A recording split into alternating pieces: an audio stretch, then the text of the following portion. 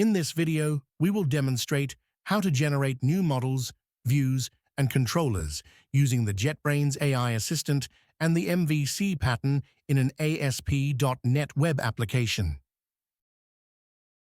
To begin, I have loaded the default ASP.NET MVC web application template and opened the default home controller. For this example, I will create a new area on the website for news. This area will include a page that lists the news articles and a page that displays each news article. In the AI Assistant window, click the plus icon and then select Current File so that the home controller is included with your query.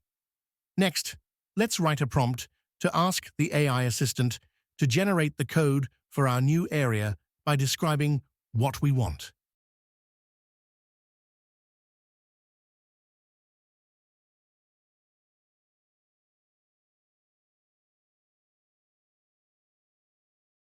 The AI Assistant will respond with several blocks of code.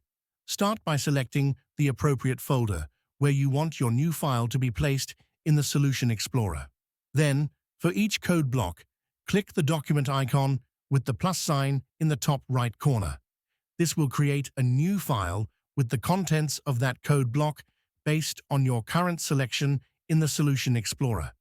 Repeat this process for the model, controller, and view files so that they are all created within your project.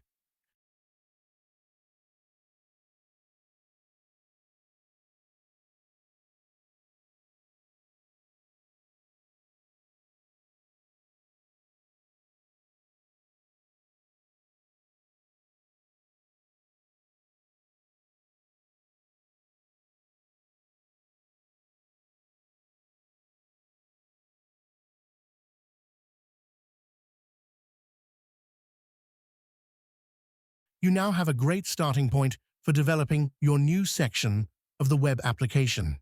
Thanks for watching.